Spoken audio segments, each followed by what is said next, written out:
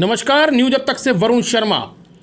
लेह लद्दाख का नाम सुनते ही जो नज़ारा आंखों के सामने घूमता है वो पूरे भारतवर्ष को मालूम है। बर्फीली सर्द हवाएं और चारों तरफ बर्फ ही बर्फ।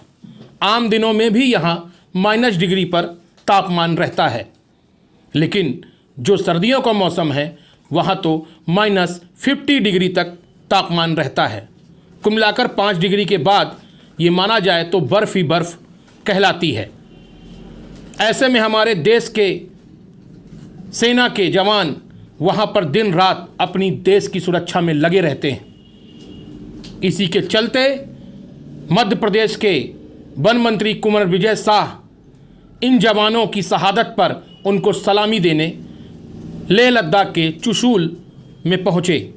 हम बता दें, 1962 के भारत चीन युद्ध में मारे गए 114 जवानों की शहादत पर कार्यक्रम रखा गया था, जिसमें गेस्ट के रूप में मध्य प्रदेश के वन मंत्री कुंवर विजय साहब पहुँचे। जिस समय वहाँ लोग जाने में कतराते हैं क्योंकि इतना -डिग्री पर टेम्परेचर आम व्यक्ति नहीं झेल सकता, लेकिन देश के सैनिकों के सम्मान की बात थी, इसलिए उन्होंने वहाँ पर जाकर और इतने टेम्परेचर पर वहाँ के जवानों को सलामी दी। और जो जवान अभी वहाँ पर भारत की रक्षा में तैनात हैं उनके साथ मेल मुलाकात की और बाइक रैली को भी हरी झंडी दिखाई।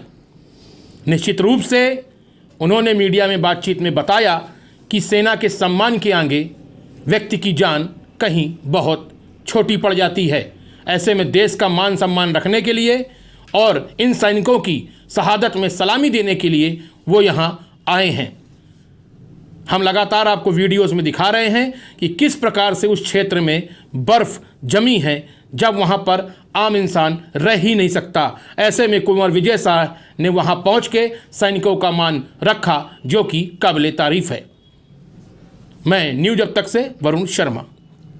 रजांगला बार मेमोरियल आज यहाँ पर आके और मेजर शैतान सिंह जी के साथ जो 114 सैनिक वीर गति को प्राप्त हुए, वहाँ उनको सलूट देके उनकी बहादुरी भारत माता के लिए और उनका सर्वस्व बलिदान हमारे नौजवानों को न सिर्फ प्रेरणा देगा, बल्कि मैं रक्षा मंत्री जी और CDS महोदय और भारत की सेना उन सब के जज्बातों को भी सलूट करता हूं कि उनके जज्बे ने आज हजारों हजार इस देशवासी के नौजवानों को भारत माता के लिए जान की बाजी लगाकर अंतिम बूंद तक, अंतिम गोली तक इस देश की सेवा के लड़ने का जो जज्बा पैदा किया है।